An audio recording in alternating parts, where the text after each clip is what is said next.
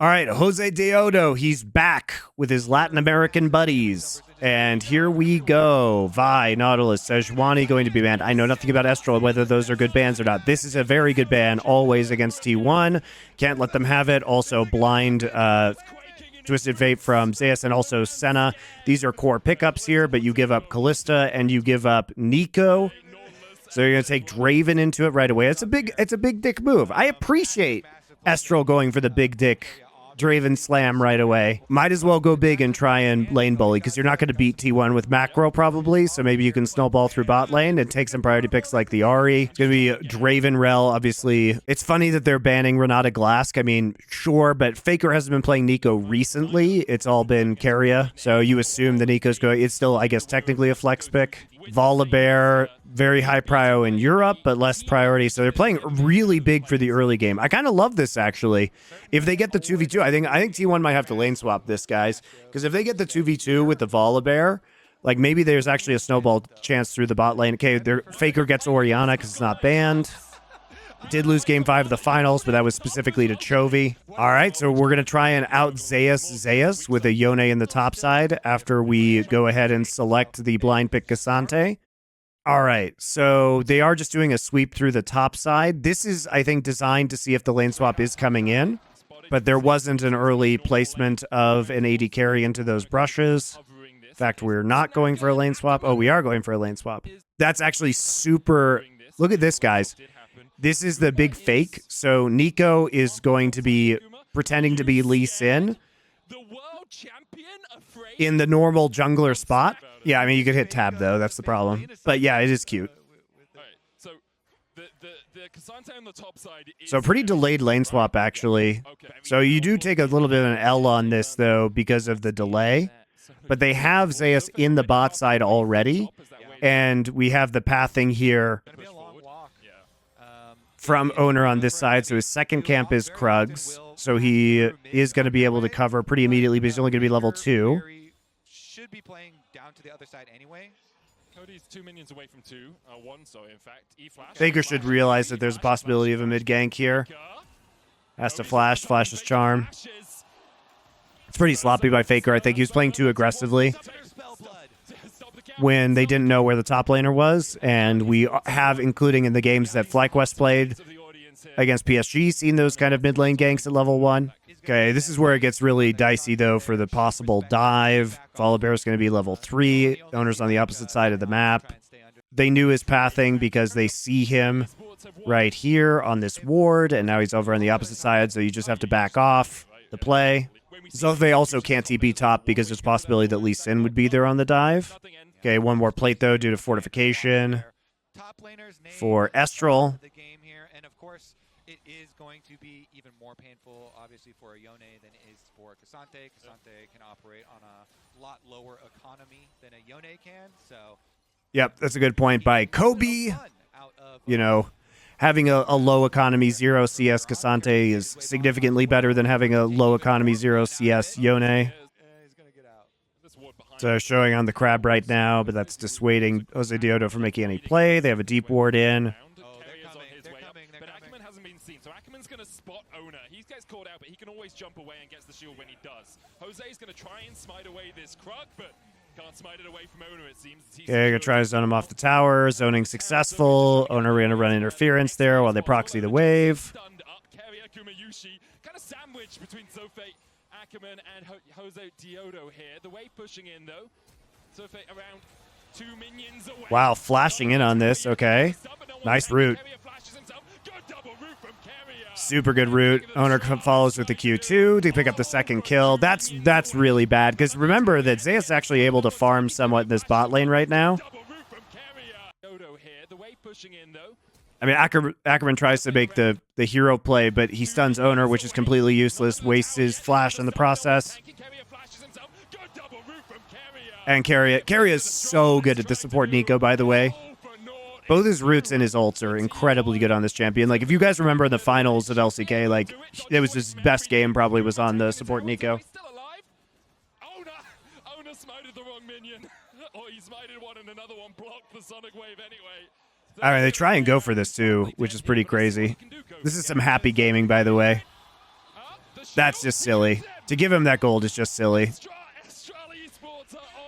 T1 does happy game though, guys. They do happy game against bad teams. If you've watched LCK, you know that they fuck around a lot versus some of the bottom tier teams. They fuck around a lot. But I mean, if you guys have watched LCK, you'll know like sometimes they go to game 3 in series against like bottom tier LCK teams because they were fucking around. Faker is also was playing cavalierly earlier in this game. Keria is just like pretending to be Orianna in mid by himself. Faker doesn't have TP. This is just kind of silly. I appreciate Ackerman and Jose Deodo continuing to go for plays, though. Cody hits the ult charm, too. I mean, like, credit to Estral. They're not playing scared. They're playing pretty well. T1 is also...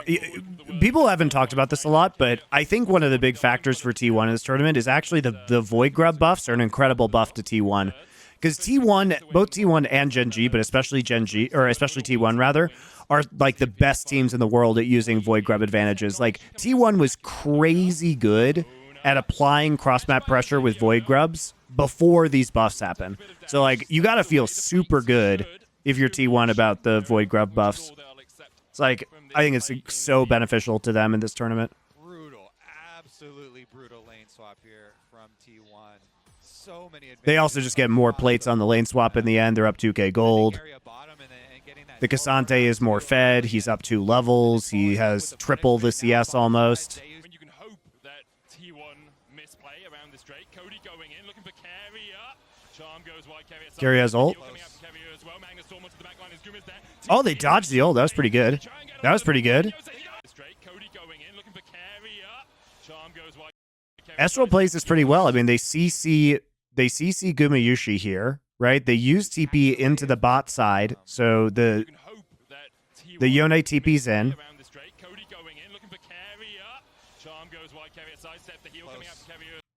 And then look at this. Cody actually flashes out of the way of the ultimate. He still has Ahri ult up. And then Volibear's unstoppable during the ult, so he actually doesn't get CC'd by it either.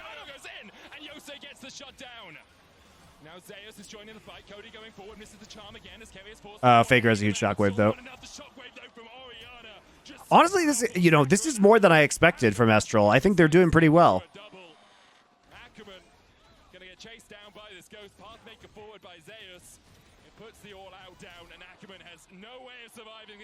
Maybe not worth it to kill a support. The thing is like, even though they're fighting, they're just losing incremental advantages to T1 over and over and over again. It's like they're kind of like over fighting at times. They lost the lane swap, but they are willing to like go toe to toe, which is nice to see. But yikes, the Ahri here on the top side with Owner, they're just not respecting where the jungler could be on the map. Pushes Ahri over, immediately just gets destroyed. Q2. Oh, he lives. Who do you think is the strongest region coming into MSI? Probably Korea is overall stronger, even if BLG is the best team. On average, I think T1 are better.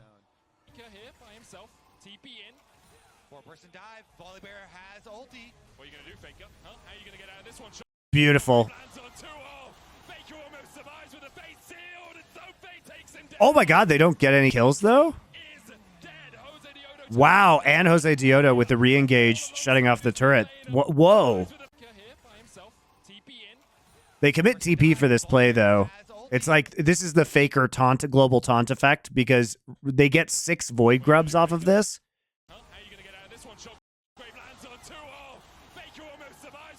Oh my god, Jose Deodo had tower aggro, and then he just goes back in because he still has ults. Wow, well played by Estral, but they use TP. Why the f does everyone want to kill Faker? So you can say you've done it. You're not going to win this game, so you might as well, get the ego points. But unfortunately, you gave up 6 Void Grubs, and now you're going to have to deal with the insane siege that is going to come in, and especially the cross-mapping that T1 does with Void Grubs. I'll be very excited to see this. All right, let's check this out. Faker's just going to take turret aggro. Oh, he gets charmed. Rip. Rip.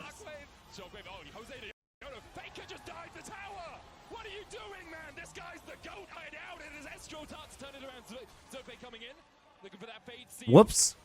Just walk into charm. Faker is definitely happy gaming. He is playing very cavalierly this series. Yes, you got a kill on Faker, but what did it get you? Well, you almost lost tier 2 in the top lane, and you did lose tier 1 in the bot lane, and you lose Dragon. Yeah, Medic's making some good points here. Good job getting the shutdown. You got the bounty, great, but it's actually not giving you too much across the rest of the map. Zofe looking for something here as he dashes forward. And this, realistically, I mean, look at how useless this this Yone is, guys. If you're going to get lane swapped on, you should just pick low resource top. I mean, sure, but that's why they lane swapped. And they did T1 did a delayed lane swap where they actually just got to lane late. So they ensured they had the lane swap and just took the L of getting into the lane slightly late. But, you know, it's very hard to counterplay that. I think that's probably why we just don't see Yone pick top a lot during this tournament. Coming up mid, while the double split push here, 1-3-1 from T1 is going to push inside lanes, and you see the move now. Locked up with a fate seal, charm going wide though. Owner accidentally followed him with Q2 back in, but he gets the kill anyway. That's fucking hilarious. Whoops. He has to flash out, but Nico, how does Nico get that kill?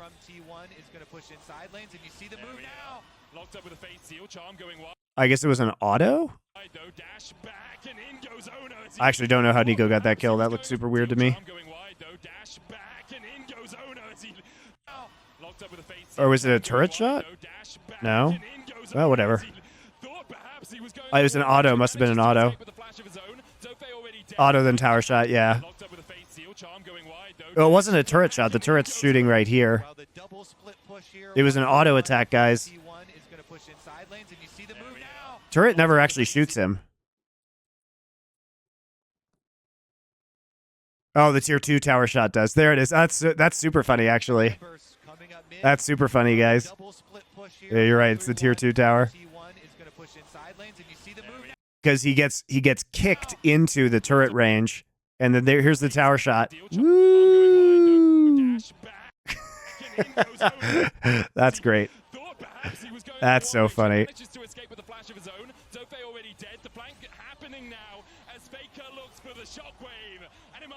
Ozadudo has to ult out of the shockwave.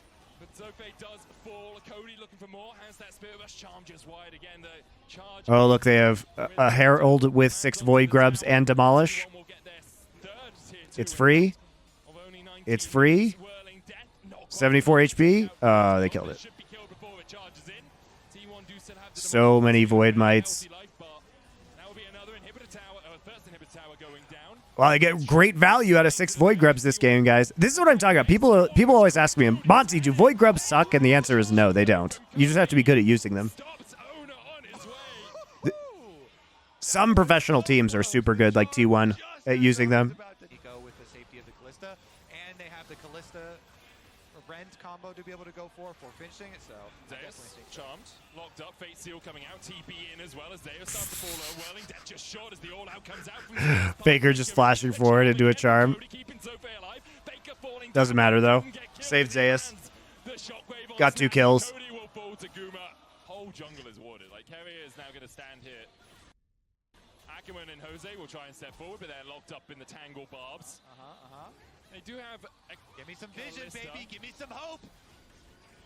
The FlyQuest Jose Diodo fan coming out in you right there as the Pop Blossom out from Carrier, just distracting. Remember, you have the spears, the Rend from Callista. Jose, you're going in. You gotta go now. Cody in you right there. Well, he tried. Pop Blossom out from Carrier, just distracting. Remember, you have the spears, the Rend from Callista. Jose, you're going in. You gotta go now. Cody falling low. Jose tries to get in, but he tried to flash in.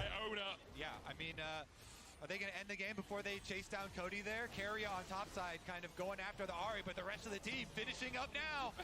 T1 just cross-mapping better. I mean, Estral, like, tried to make plays happen, but every time they did, they just ended up losing more, and then T1 was able to use the advantages they got from, like, all the fucking Void Grubs.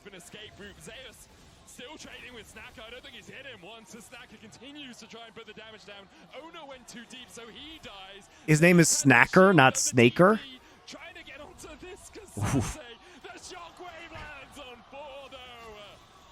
Guma? Ooh, he flashes for it. Like, at some point, you just gotta give him a bit of mercy. Guma locked up Jose with the stun. Faker had no mana. I think Faker couldn't do anything, even though the ball's on Guma usually, because he just has no mana. Jose with the stun. And Snacker gets the shutdown. The inhibitor will fall. The Nexus tower is already down as well. Zeus, Faker, and Carrier. Not much health, not much mana between them, but perhaps with the Baron buff, they can just push in here. Let's see the opportunity move speed like that used. 25 minutes though. Medic, it's going down. Quick. What can they do? Chase him off. I mean, are we sure actually that Estral isn't going to beat PSG? PSG looked pretty miserable, honestly. Like, I think Estral might be able to beat PSG, guys. All right, so Senna, TF, Varus going to be the bans here, but this means that T1 still has Ori available. Ashe is up, probably, because I don't think T1's going to ban it. So they're going to first pick Ashe, kind of the question. Ashe first pick, that was the plan. So we give over the Callista. We're gonna take Renata here. Wow, Draven Ashe. This is gonna be another lane swap game from T1 potentially. Interesting, blinding the Rumble. It could be support Rumble for sure. That's the life special on FPX. I think it's probably support Rumble if I had to guess. But you can flex it to R5. So we're gonna ban Udyr here. So we have Udyr can't pressure in the Rumble early. It's nice. And no, we're just going to take Asante, so there's no mystery. It is support Rumble. Okay, owner, classic Viego pickup. Just allows you to get super good resets. They are not going to lane swap, probably. They're probably just going to take the straight up fight in the bot side. This is something that FPX would do. This is the life meta is the Rumble in the bot lane to have a bully bot lane. It is bold, I will say, to try and play Draven Ashe into T1, considering that they are the best, like, double 80 carry bot lane in the world, probably. So what we're going to see is Estral try and do a lane sweep through the bot side. This is very, very common to make sure that your duo lane can get advantages. It's more important, guys, for Estral to have bottom lane brush control. Because they need to be able to auto attack into brushes, whereas Carrier can just kind of hide in that brush and then all in potentially. So they don't want deep wards going in potentially, or any wards going in. Interesting. So they're not actually going to do standard lanes. Rumble isn't really strong until level 3. That's when they're really scary all in. So we could see, you know, like we saw in FlyQuest with Masu and Busio, like just a lane swap until level 3. Faker ward, Cody puts the Faker ward in. Faker puts the Faker ward in also onto the Raptors. So we have Mirror Jungle starts. Very delayed again. So T1 actually just using the lane swap meta. It's very hard to play against this because they're assigning their lane late, basically. God, this is the Faker, buddy. This is the second game in a row he gets caught out by this exact same play. Because he plays aggressively at level 1 to get an HP advantage. And now he flashed the charm in the first game, but he actually just gets hit by the charm this time. Doesn't use his flash. That is... Dude. It's literally the same play, Faker. You know that top laner might be there. Jesus Christ. And now we have a dive into the bot side. Dive is not prepared in top. Top laner is down on the bot side of the map. Zeus did get some experience. At least he has TP. Not great from T1, if we're being honest, losing both solo laners. But we're just going to TP in and get the rest of this. We're going to re-dive this most likely, though. Zeus probably dead. Again.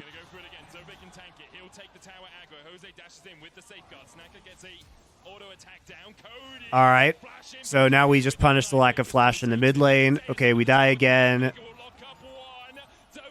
He doesn't even get a kill, so now we use Ghost and TP for nothing. TP used in the mid lane now for Cody. What a fiesta, guys. Owner is he's just hard camping this bot side, which I think is definitely the right play. Zothei thinks he can get more than he bites off more than he can chew. It's too bad. He was getting back into this game. He misplayed this by going after that, especially these days. Hits 6. Flash flames back. Cody doesn't have to use his teleport. Carry has equalizer. I like how Carrier just going for the plays, man, in mid lane. He just fucking flashes it. You love to see it. Flash flames back. Oh. That's so funny. T1 are circling because owner's on the way too. Flash flames back. Oh. Carrier has just been brutal this game. He's learned the dark rumble support tech from life. Just flash on cooldown at Cody every time. And ignite. Yeah, Faker took it personally that Cody had a pretty good game one. Meanwhile, in the top lane, Zove still not level 6 as Owner dives in, gets the kill, should be able to survive. Well, oh, okay. But Owner steps back in. Cashes out the Draven, though. That's pretty good. Draven down 20 CS, but up 800 gold. Just Draven things. Flash and heal here. Snacker trying to trade in. Guma with the heal. There's the equalizer. Good equalizer, too. Does a lot of damage. Threads it in front of the cannon minion. Carrier just going to win this game by himself.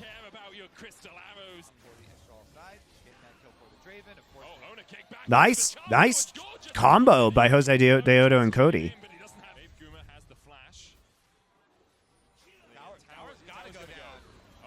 Nice arrow. Zothve is in trouble, though. He's in danger. Oh, he gets it!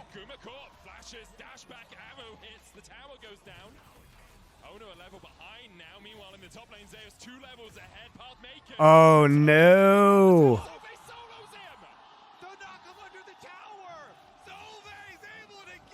It's a train wreck.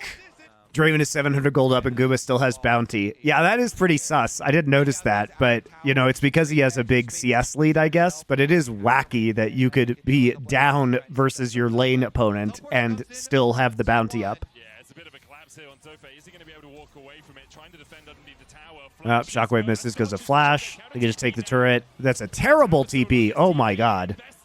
Way too late. Kobe immediately slapped down by T1. The charm hits as well. The all-out pulls. Gives Owner a reset so that he becomes Ahri and then can get the charm. Yikes. He went to Casa Bonita immediately. Dude, I'm trying to go to Casa Bonita, but there's like a giant waiting list, so I don't know if I'm going to be able to go.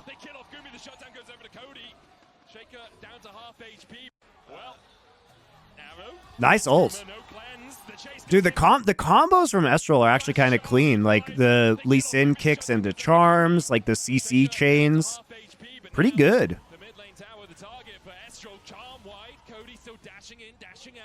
Right, like basically they're trying to make plays to get Zothve back in the game, but they're giving up Drake's cross map to do it. This is what I'm saying. Like Estral, because of the way that the game is observed, you know, and all the focus is around Estral, like trying to make plays and make these skirmishes and fights, it ends up that you don't notice as much the incremental macro advantages that T1 is getting. And also, like, the fact that Zothve got so far behind because of bad early macro means that they have to do triage on Zothve's lane to make him useful because Aatrox is just poopy. And he dies anyway because Carrier wasn't actually at Drake. Getting some of these picks, they can get down these outer towers, more space to work with on the run. So it's rough, man. I think it's really rough. It's kind of fake news that Estral was close in these games. It's kind of fake news. It's like, what are you going to do when this soul comes up and your Aatrox is still useless?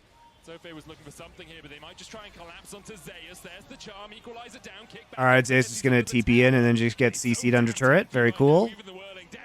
Zothve does a good job getting lots of damage down there.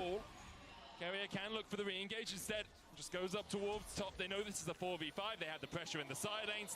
They played the first 5 minutes good, did they? Zothve, if Faker hadn't died stupidly, like, would we even be saying that? And Zothve got 3 assists, but he didn't actually get any XP. And he spent the entire game being like 2-3 levels down. So did they play the early game? Well, I don't know. I don't know about that one. Well, the solo lane leads here for T1. Did they play it well? I say no. Here we go. TP in. Oh, he flashes out, but he's still dead. Should not have flashed. take what you miss. They couldn't, I like how Estral has a go button, though. quite get out, was it? Yeah. All right, Carrier though has got. He's got the fanciest feet, Carrier. He's playing DDR while everyone else is playing League of Legends. Jose Diodo still with the chase, though. They'll get one. In the end, they do chase down the kill on a Carrier despite Carrier's really smooth movement. Another charm onto Gumayushi. No flash on the AD carry. Gumayushi dashing around, but Jose Faker just split pushing bot. Are they going to give up a Baron here? Estral, they'll look for more of a Zeus. Lol. Pulls the all-out cross Ackerman. Gumayushi dashing around, but Jose gets the kickback. Just Cassante things, guys. Unstoppable during the charm. Comes back over. Takes the angle to get him right into the mid lane. And they get tier 2 in bot side, so worth. I love how Faker's just like chilling in the bot lane, taking a tier 2. But this is what I mean about trading up, guys. Like, because you traded out the kill too, I mean, the tier 2 take in bot lane is absolutely huge. And Faker's now up 3 levels on Cody in mid. He's almost Flame Horizoned him. This is what I mean, guys. Like, this game is fucking fake news. This is not a close game.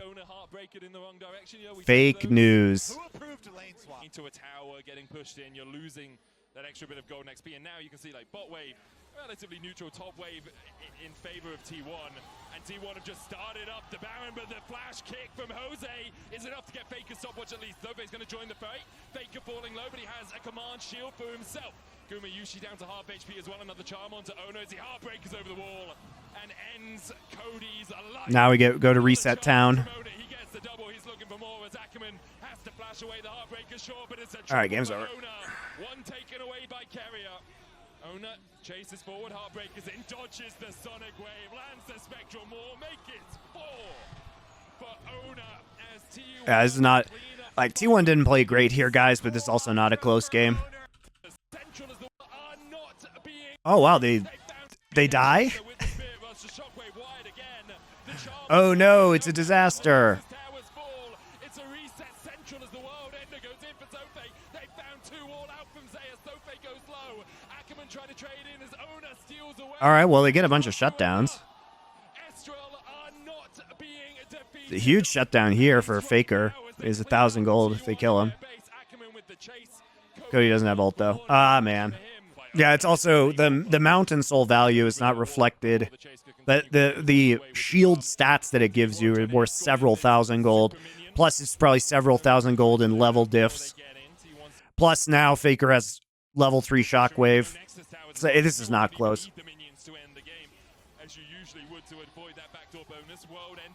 It's alright. Zo's face here. Well, he tried. Credit to Estral, though. They tried. You know? They didn't play scared. Some of their skirmishes were fun to watch. They have a good sense of teamwork on some of these skirmishes, but the decision-making was just not there from a macro sense. That's a macro blast.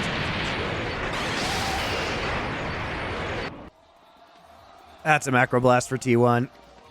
T1, I feel like we are Classic macro blast.